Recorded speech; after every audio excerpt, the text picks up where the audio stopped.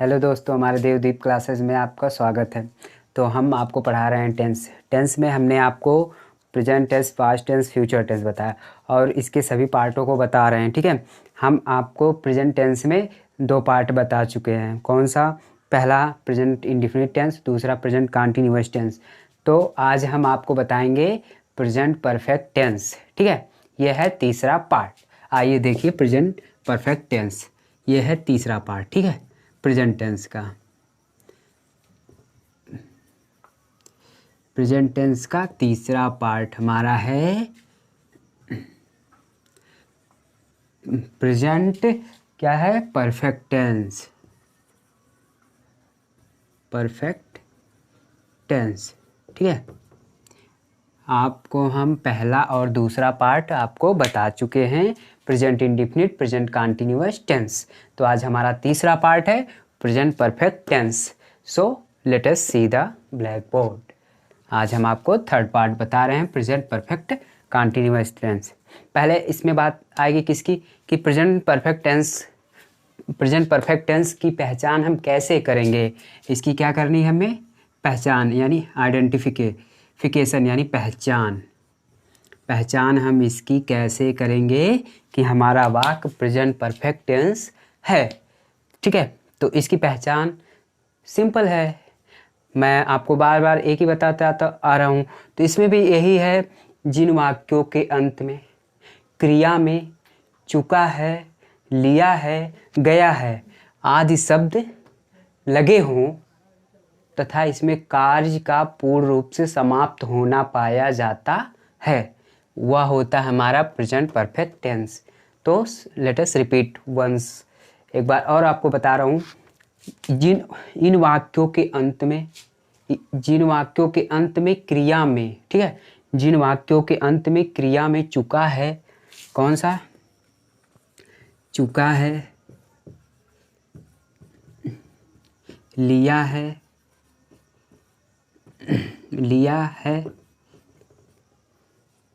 गया है। ठीक है,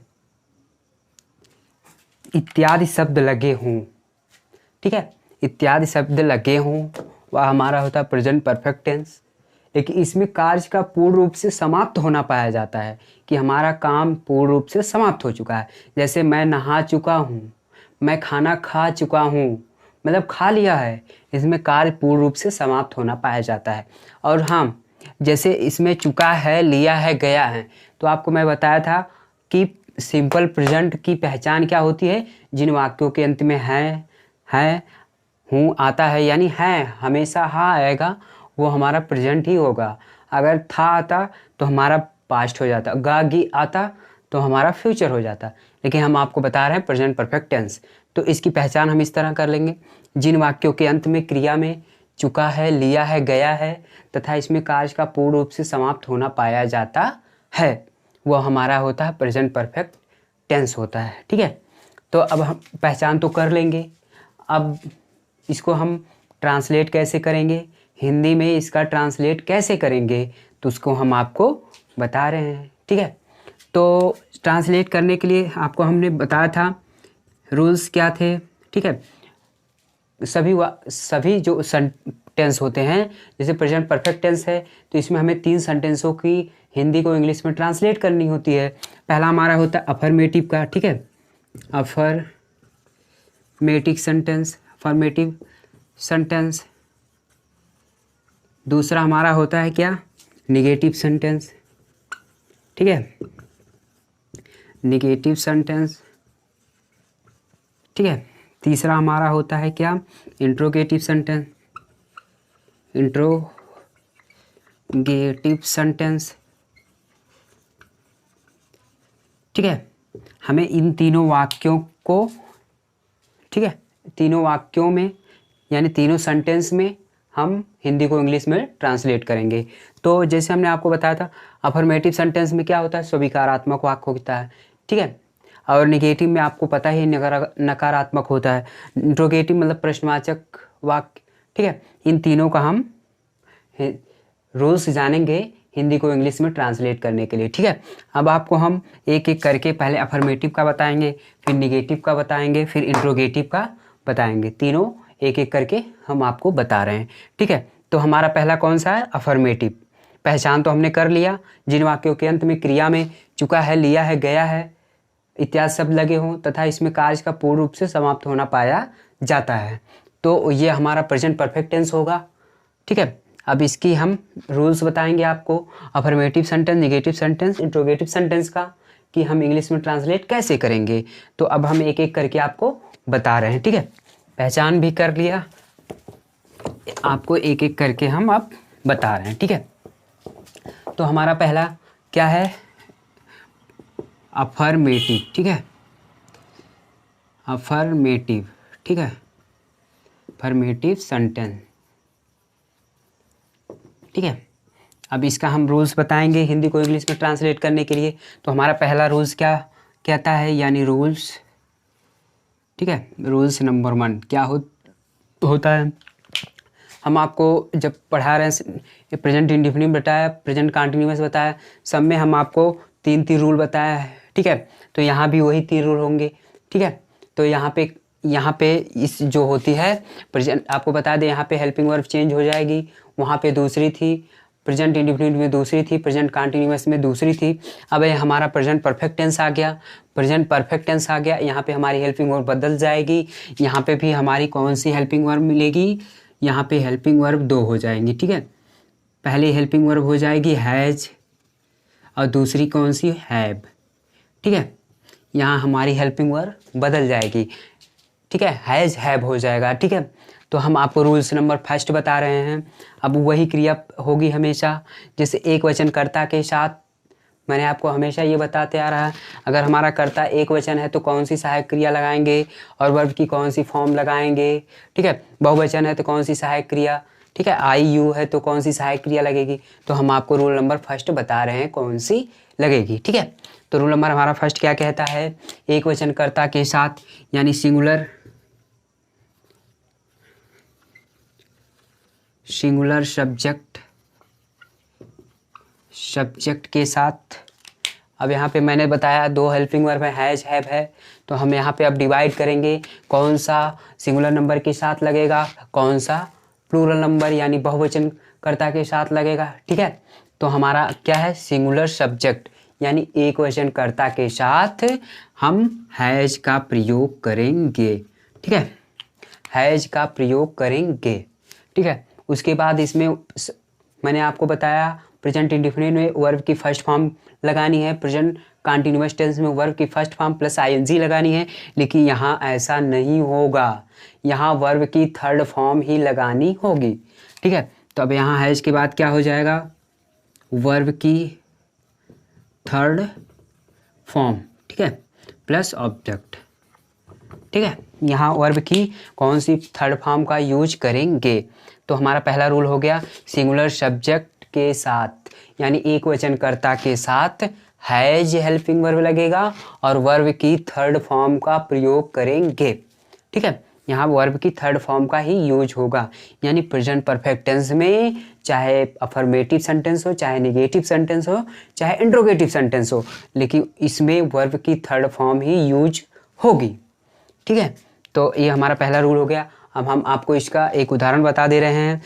ठीक है, इसका सिंगुलर सब्जेक्ट यानी एक वचन कर्ता का साथ, जैसे वह नहा चुका है। ठीक है, क्या कर चुका है? वह नहा चुका है। ठीक है, वह नहा चुका है, यानी कौन? वह, एक के लिए कहा जा रहा, वह नहा चुका है। तो अब इसका हम इंग्लिश में ट्रांसलेट कैसे करेंगे? ठीक है, देखिए, अब वहाँ नहा चुका है। ठीक है, नहा चुका है, तो अब इसको इंग्लिश में ट्रांसलेट कैसे? जैसे ही का हो जाएगा, वह का हो जाएगा ही। आपको मैंने पहले से बोला है कुछ मीनिंग्स आपको याद करनी होगी। ठीक है, तो अब क्या कर चुका है? ही। अब यहाँ मैंने बोला एक वचन कर्ता के साथ क्या लगाना? हैज क्या कर, अब यहाँ क्या हुआ? नहा चुका है, यानी क्या कर चुका है? नहा चुका है, मतलब नहा चुका है। तो अब यहाँ क्या हो गया? ही हैज टेकन, इसका मतलब टेकन बात हो जाएगा। बात मतलब नहाना होता है, नहाना हो जाए, क्या कर चुका है, नहा चुका है, ठीक है, बात, ठीक है। इस तरह से हम इसका आसानी से ट्रांसलेट कर लेंगे, ठीक है। अब हम आपको बताते हैं दूसरा रूल्स, प्लूरल, ठीक है। जैसे वह पत्र लिख चुका है, एक और उदाहरण बता दे रहे हैं, वह पत्र लिख चुका है, ठीक है। तो वह पत्र लिख चुका है, तो वह का हो जाएगा ही, मैंने बोला एक वचन कर्ता के साथ हेल्पिंग वर्ब हैज हो जाएगी। क्या लिख चुका है, लिखना का मतलब राइट, राइट मतलब लिखना, राइट, राइट, राइट का थर्ड फॉर्म राइट हो जाएगा इसका, देखिए इसका थर्ड फॉर्म हो जाएगा राइट, ठीक है। रोट, WROTE रोट, ठीक है, इसका हो जाएगा रोट, ठीक है, इसका थर्ड फॉर्म हो जाएगा, ठीक है। और क्या, पत्र, he has write wrote a letter, ठीक है। इस तरह से हम वर्ब की थर्ड फॉर्म ही लगाएंगे, इसमें केवल वर्ब की थर्ड फॉर्म ही लगानी है, ठीक है। अब आपको हम दूसरा रूल्स बता रहे हैं, ठीक है। रूल नंबर 2 क्या होता है, रूल नंबर 2 हो जाएगा क्या, मैंने बोला पहला रूल हो गया हमारा, एक वचनकर्ता के साथ हेल्पिंग वर्ब हैज़ लगेगी और वर्ब की थर्ड फॉर्म लगेगी, ठीक है। अब बचा कौन सा, बहुवचनकर्ता, यानी बहुवचनकर्ता प्लूरल सब्जेक्ट, सब्जेक्ट के साथ मैंने बोला हेल्पिंग वर्ब हमारी यहाँ कौन सी, कौन कौन हेल्पिंग वर्ब यूज होगी, हैज़ और हैव होगी, ठीक है। तो अब हमने हैज़ का तो यूज कर लिया, अब हमारी अभी बची हेल्पिंग वर्ब हैव, तो यानी जाहिर सी बात जब हैव बची है तो ये जाहिर सी बात यूज होगा कौन से, बहुवचन में, ठीक है। तो पहला हमने हेल्पिंग वर्ब यूज कर लिया हैज़, तब यहाँ बहुवचन यानी बहुवचनकर्ता के साथ प्लूरल सब्जेक्ट के साथ हैव लग जाएगा। और ध्यान रहे इस प्रेजेंट परफेक्ट टेंस में कोई भी प्रेजेंट परफेक्ट टेंस हो उसमें वर्ब की थर्ड फॉर्म ही लगेगी। तो वर्ब की कौन सी फॉर्म लग जाएगी, वर्ब की थर्ड फॉर्म लगेगी, ठीक है। वर्ब की कौन सी फॉर्म, थर्ड फॉर्म ही लगेगी, ठीक है। अब प्लूरल सब्जेक्ट में एक आई और यू को भी प्लूरल ही माना गया है, आई और यू को भी प्लूरल माना गया है, यानी इसमें आई और यू भी जुड़ जाएगा, आई और यू भी जुड़ जाएगा, आई और यू सब्जेक्ट के साथ भी हैव लगेगा और फिर वर्ब की थर्ड फॉर्म लगेगी, फिर ऑब्जेक्ट यानी अनदर वर्ड, ठीक है। अब एक एक करके हम इसका उदाहरण बता दे रहे हैं, ठीक है। नहीं ये तीनों रूल्स आप लिख लेंगे तो आपको आसानी हो जाएगी हिंदी को इंग्लिश में ट्रांसलेट करने के लिए, ठीक है। हम आपको एक उदाहरण बता दे रहे हैं, ठीक है। जैसे दिख नहीं रहा नीचे, मैं आपको उदाहरण बता दे रहे हैं,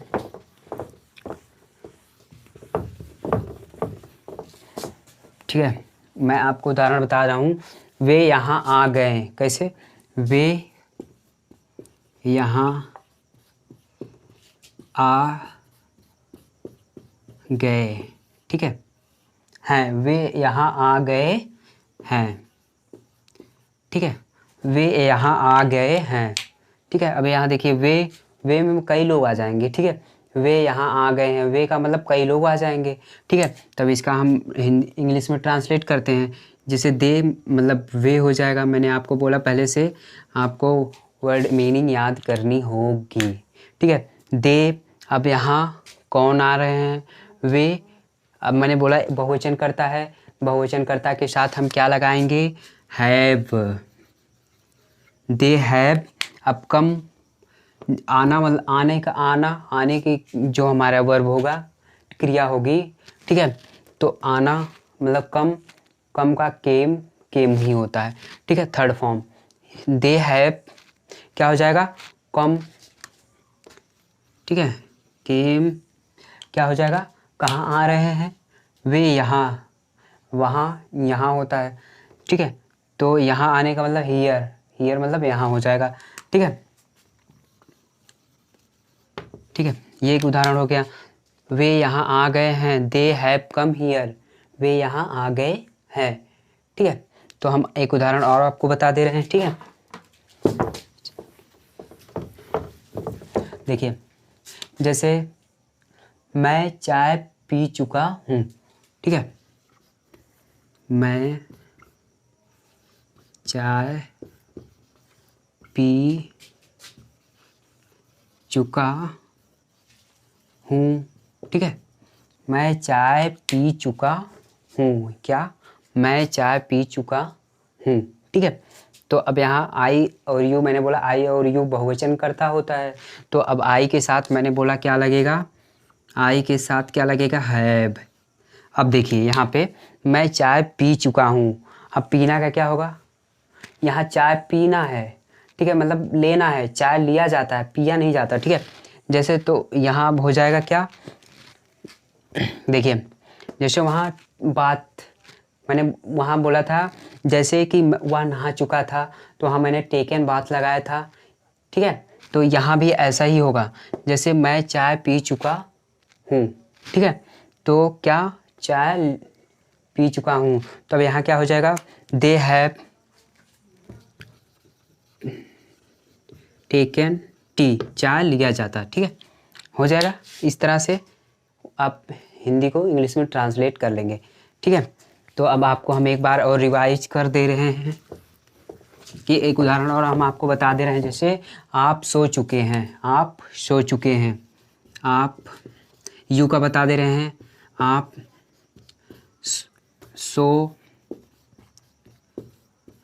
चुके हैं, आप सो चुके हैं। ठीक है, जैसे अब मैंने बोला यू यानी बहुवचन करता होता है, बहुवचन करता के साथ क्या लगेगा, हैव। अब सोना का क्या होगा, जैसे स्लिप, स्लिप मतलब सोना होता है, स्लिप फर्स्ट फॉर्म होता है, तो यहाँ में थर्ड फॉर्म लगानी है। स्लिप का थर्ड फॉर्म होता है स्लिप, स्लेप्ट, स्लेप्ट हो जाएगा, स्लेप्ट हो जाएगा। ठीक है, तो हमारा यू हैव क्या हो जाएगा, स्लेप्ट, आप सो चुके हैं। तो इस तरह से हमारा अफर्मेटिव समाप्त हो जाएगा। अफर्मेटिव में हमने 3 रूल आपको बता दिया, इस तरह से हमारा अफर्मेटिव समाप्त हो गया। ठीक है, तो अफर्मेटिव में मैंने पहला रूल बताया, एक वचनकर्ता के साथ हैज और वर्ब की थर्ड फॉर्म का यूज करेंगे। ठीक है, अगर कर्ता मेरा बहुवचन है तो हेल्पिंग वर्ब लगाएंगे और क्रिया की थर्ड फॉर्म लगाएंगे। ठीक है, अगर आई और यू भी है तो यह भी बहुवचन होता है, तो इसके साथ भी हम हैव का प्रयोग करेंगे और वर्ब की हमेशा थर्ड फॉर्म ही लगाएंगे, यानी प्रेजेंट परफेक्ट टेंस में वर्ब की थर्ड फॉर्म ही लगाएंगे। तो आज के लिए बस इतना ही। वीडियो अच्छी लगे तो लाइक करें और चैनल को सब्सक्राइब करें। धन्यवाद।